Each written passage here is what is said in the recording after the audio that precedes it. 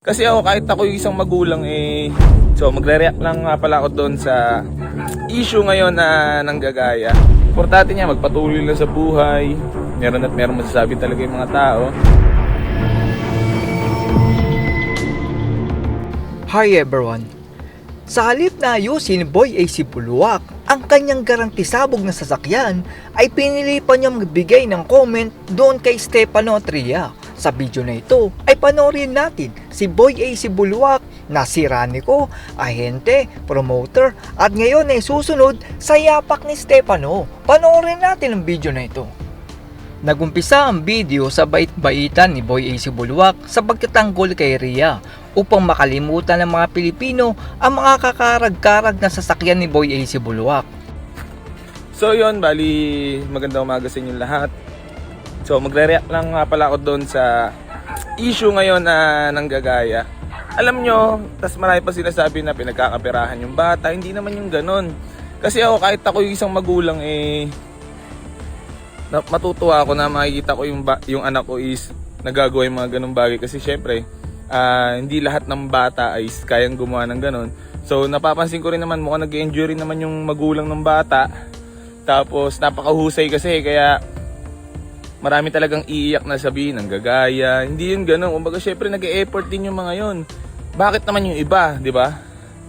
Yung ibang mga anak-anak pinapasok naman ng artista, di ba? Ayon kay Boy AC Buluak ay nahigitan pa ni Ria si Stefano at wala daw karapatan si Stefano na sabihin ginaya siya ng bata.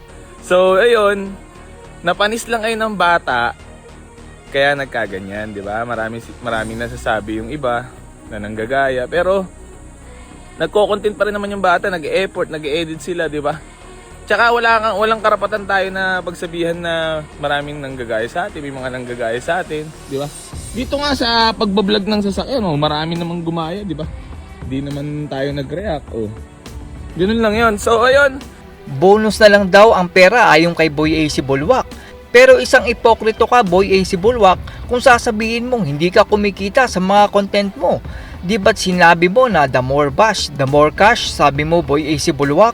dito sa garahe. So nag-message lang ako, nagmensahe lang ako doon sa about sa issue kasi marami akong nakikita na pinagkakaperahan daw yung bata. Hindi naman yung ganun. Baga bonus na lang sa kanila yung pera tas nakilala, di ba syempre. Yun ang pinakamalaking pasasalamat, yung nakilala yung anak, baga sumikat, di ba? Bashing sa social media, normal naman yan. Importante, patuloy mo lang yung ginagawa mo. Gumawa ka na mabuti o masama, meron silang masasabi. Di ba? Ganun lang naman ang buhay Kahit magpakita ka na maganda, gumawa ka ng mabuti, mayroong masasabi. Di ba? Bait-baitan pa itong si Boy AC Buluak sa pagtatanggol kay Ria dahil iniisip ni Boy AC Buluak na baka mabilog niya ang isip ng mga Pilipino at magmukhang anghel si Boy AC Buluak. Pero yon, gaya nga na sinabi ko sa issue ng panggagaya sa may nga nabasa lang ako na pinagkakaperahan nga daw. Hindi naman yung gano'n, mukha naman nag-i-enjoy yung magulang, pati yung bata sa ginagawa. At ang importante naman is hindi papabayaan yung pag-aaral, di ba? Ayun, mukhang nag-enjoy, maraming natutuwa, maraming sumaya, marami ring nagalit, di ba? Kasi bilang isang content creator din, baga nasa social media, kahit pa paano, gibigay tayo ng message. So pagpatuloy mo lang yan, kasi syempre, yung iba nga, pinapasok para maging artista, bata pa lang tinitrain na di ba? Para syempre, kahit pa paano, gusto rin nila mabago yung buhay nila. Pero hindi dahil yun sa ginagawa ng bata or pinagkakaperahan ng magulang yung bata, hindi yun ganun. Kasi kung pinagkakaperahan at ayaw naman ng bata na gawin yung ganung bagay, hindi rin naman magkiklik or, di ba? Mukhang gustong makuha ni Boy AC Buluak ang mga followers ni Ria at isipin ng mga followers ni Ria na mabuting tao si Boy AC Buluak. Pero ang totoong gusto ni Boy AC Buluak ay magmukha siyang mabuti sa paningin ng mga tao. At may maloko na naman sa kanyang mga garantisabog na sasakyan. Ayun, bali matuwa lang tayo kasi hindi naman yung porket ginagawa ng bata yung ganun, gusto ng pagkaperahan ng magulang. Hindi naman ganun yun. May nabasa lang ako kasi na baga sabi pinagkakaperahan daw yung bata. Hindi naman yung ganun. Baga bonus, baga swerte lang sila. Baga, di ba? Nakilala lang sila kaya hayaan nyo na. Baga importante niya magpatuloy lang sa buhay, Meron at meron masasabi talaga yung mga tao. Siyempre, yung magulang, meron yung pangarap para sa anak nila na makilala or sumikat, di ba? Tsaka ina-idolize niya rin naman yung taong ginaya niya. Kaya walang masama doon, wala akong nakikita ba.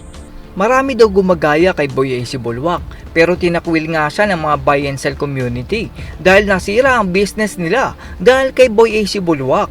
Kahit nga yung sikat na buy and sell na si Jamaligs ay lumayo kay Boy AC Bulwak, tapos sasabihin niyang ginagaya siya. Pagiging masama sa panggagaya, di ba? Kasi dito nga sa akin, marami naman ng gaya eh, di ba? Baga, ano lang tayo, etong mapapayo ko lang last ang masasabi ko lang respect the hustle, di ba? Respetuhin natin bawat hustle ng isang tao kasi syempre nandito tayo sa crisis na bansa. So, puro corruption na ang nangyayari, walang nagli-lead ng maayos, di ba? So, ayun. At yan po ang isang teknik ni Boy AC Bulwak upang makalimutan ang issue tungkol sa kanya. Marahil nagtataka po kayo kung bakit nagbibigay ng comment si Boy AC Bulwak, dati naman hindi niya yan ginagawa. Ang dahilan po niyan ay upang tapalan at makalimutan ng mga Pilipino ang mga garantisabog na sasakyan ni Boy AC Bulwak. Karaniwang pong ginagawa yan ng mga media upang i-cover up ang isang pumutok na balita kung saan ay may pinagkakaguluhang taong mataas. Para matabunan ng issue ay naglalabas sila ng isang trending na issue at makakalimutan ang main issue. Ganun po ang gustong gawin ni Boy AC Bulwak, ang tabunan ng kanyang issue gamit ng issue ng ibang tao. Kasi kung makikita ito ng mga sumasang-ayon kay Ria, ay umaasa si Boy AC Bulwak, nakakampihan siya ng mga followers ni Ria. Sa ganung paraan ay iniisip ni Boy AC Bulwak na lilipas ang kanyang issue at mababaling kay Stefano ang lahat ng bashing na inaabot ni Boy AC Bulwak. Ang akin po dito ay dapat harapin ni Boy AC Bulwak ang kanyang sariling issue sa mga sirang sasakyan na binibenta niya. Sa halip na gumawa si Boy AC Bulwak ng paraan para tabunan ang issue niya, ay dapat inaayos niya ang mali sa kanyang mga sira-sirang sasakyan. Ang unang dapat na ginagawa ni Boy AC Bulwak ay palitan ng kanyang siraniko. Ang siraniko kasi ni Boy AC Bulwak ang punot dulo na parang anay na sumisira sa kanyang business. Kung kukuha lang si Boy AC Bulwak na maayos na mekaniko ay hindi na niya kailangan tabunan ng kanyang issue. Pwede niyang gawing content ang pag-aayos ng totoong mekaniko ng mga sasakyan na nabili ni Boy AC Bulwak. Hindi yung umaasa si Boy AC Bulwak sa kanyang siraniko na bata pa lang at wala pang alam. At kapag nagdala ka naman ng mekaniko, ay pagsasama ng loob ni Boy AC Bulwak ang mekaniko para matakot at umalis na lang. Panigurado na ang lahat ng binibenta ni Boy AC Bulwak ay may malalang sira at halos doble ang magagastos mo sa pagpapagawa. Mas okay pang bumili sa bangko ng segunda manong new model na magdadagdag ka lang ng ilang libo ay maayos pa ang takbo. Hindi yung bibili ka kay Boy AC Bulwak tapos nasa kanto ka pa lang ay titiri ka na. At kapag sinubukan mo itong ibalik ay sasabihin sa'yong nagkapermahan na at hindi daw kayo pinilit na bumili kay Boy AC Bulwak. That's all everyone. Salamat sa inyong panonood. This is Chuck and you're watching Bike Drone.